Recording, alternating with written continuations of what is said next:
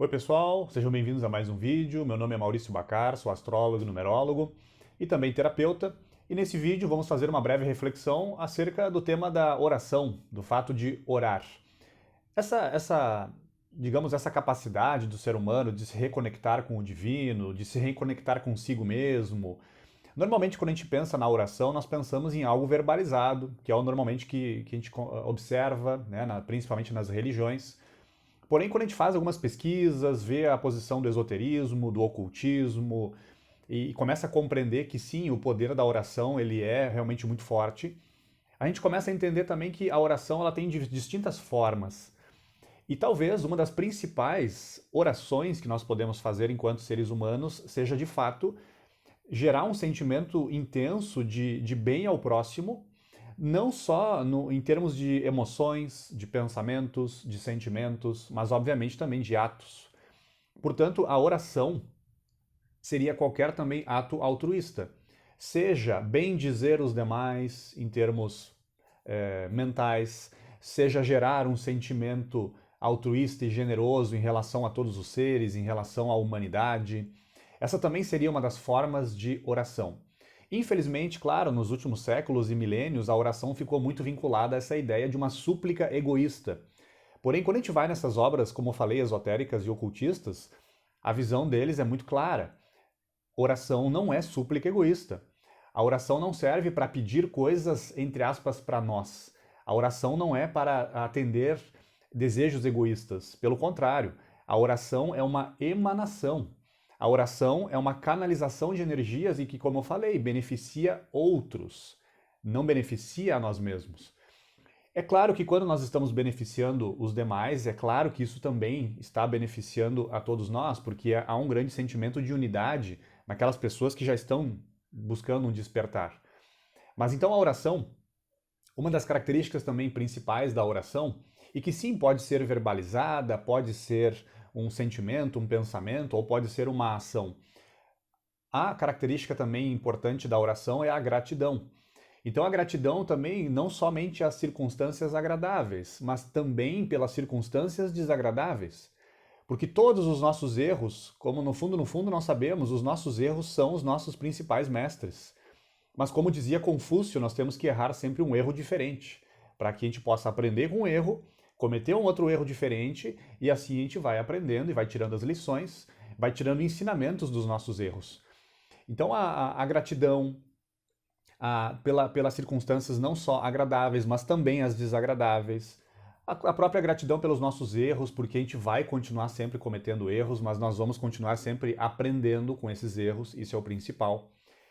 E também, claro, a atitude interna da oração, que como eu já falei, pode ser um ato, pode ser um pensamento, pode ser uma verbalização. A oração ela seria um constante voltar da nossa consciência para o divino. Portanto, o que é a oração?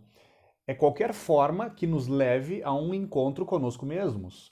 Qualquer forma que nos leve a uma reconexão com as nossas raízes espirituais, com a nossa essência. Portanto, a oração pode ser cultivar a alegria interior, né? A alegria interior, isso é uma coisa que talvez seja uma das principais coisas que nos diferencia dos animais. A alegria, o bom humor, e não somente essa reconexão com a essência, com o divino, com o mistério, mas a alegria, o bom humor. Então, quando a gente vai perdendo essas características, de uma certa forma a gente vai se aproximando muito dos animais, porque os animais comem, bebem, descansam, se reproduzem, trabalham, como nós fazemos.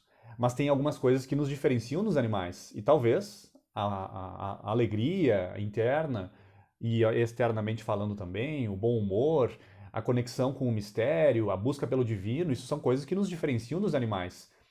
E precisam ser cultivadas, e isso faz parte da oração também em si. Então, esse constante voltar para o divino, esse constante voltar a se reconectar com o todo, com a consciência universal, e que, como falei no início desse vídeo, a oração, quando ela é feita, ela, de uma certa forma, ela tem que ser principalmente para os outros.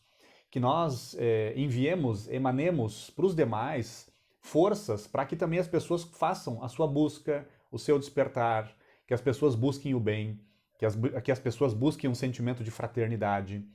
Então, como falei antes, nos últimos séculos ficou muito vinculado a essa ideia de pedir coisas. E, como eu já falei, para si. Porém, oração não tem nada a ver com isso. E não sou eu que estou dizendo isso, é só a gente buscar em literaturas como Helena Blavatsky, os ocultistas do século XVIII e XIX, esoteristas de todos os tempos. Todos eles falam a mesma coisa.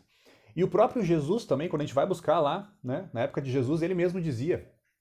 Tem uma frase de Jesus que é bem conhecida, são duas na realidade. Vou ler uma aqui, né, vou ler as duas já. Jesus diz o seguinte: quando vocês rezarem, não sejam como os hipócritas que gostam de rezar em pé nas sinagogas e nas esquinas, para serem vistos pelos demais. Quando você for rezar, entre no seu quarto, feche a porta e reze ao seu Pai ocultamente, ou seja, reze ao divino, ao mistério que habita em você ocultamente. E ele dizia também que o Pai de vocês sabe do que é que vocês precisam, antes ainda de vocês fazerem o pedido. Sócrates, 400 anos antes de Jesus, 500 anos antes de Jesus, falou a mesma coisa. Ele dizia: os seres inteligentes acima da humanidade sabem o que convém para nós. Então, o que nós podemos fazer é servir de canal de emanações positivas para os demais. O nosso caminho, façamos a nossa parte e deixe que esses seres luminosos acima de nós façam o seu trabalho. Então é de uma certa forma, uma arrogância de nossa parte, uma petulância, uma vaidade, né? Achar que a gente vai ficar somente pedindo coisas para nós e que tudo vai ser atendido. Isso é um extremo egoísmo de nossa parte. Portanto, existiriam formas diferentes de oração, mas como falei, as características principais, gratidão, reconexão com o divino, bom humor, a alegria interna, independentemente se as circunstâncias estão desagradáveis, difíceis, a alegria interna. E também uma forma de oração é colocar literalmente a mão na massa, é arrumar um ambiente, pegar um quarto, organizar, plantar uma árvore, seja o que for, ajudar o necessitado, parar o carro quando uma pessoa for passar na faixa de segurança. Isso são formas também de oração. Portanto, talvez a principal forma de oração seja essa, o serviço abnegado aos demais, o serviço altruísta aos demais, que pode ser a nível de intenções, de pensamentos, de sentimentos, mas também em ato, né? As nossas virtudes, as nossas forças da nossa alma também têm que se expressar em ato. Elas não podem ficar muitas vezes somente num plano subjetivo ou teórico. Então a reflexão desse vídeo é essa, acerca da oração, que sim, pode ser feita verbalmente, né? Nós podemos ter um símbolo que remeta ao mistério, cada um na sua crença, cada um na sua busca, mas que no fundo, a oração seria isso, uma reconexão com essa chispa que habita em nós e que talvez seja uma chispa, uma pequena fagulha dessa grande chama, desse grande todo que seria essa consciência universal. Então a oração é essa lembrança de que somos um, com o todo, com a consciência universal, com o absoluto, mas como nós sabemos, a nossa mente faz a separação, a nossa mente ela divide, a nossa mente gera dualidades. E é o que nós vemos na sociedade hoje, né?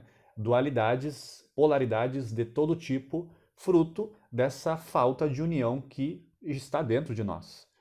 Então aí fica a reflexão para todos nós, né? Se você gostou desse vídeo, como sempre, deixe seu gostei, seu like, isso faz com que a plataforma do YouTube leve esse vídeo para mais pessoas. Se você ainda não é inscrito ou inscrita aqui no canal, por gentileza se inscreva e acione as notificações. E é isso, até o próximo vídeo, um fraterno abraço.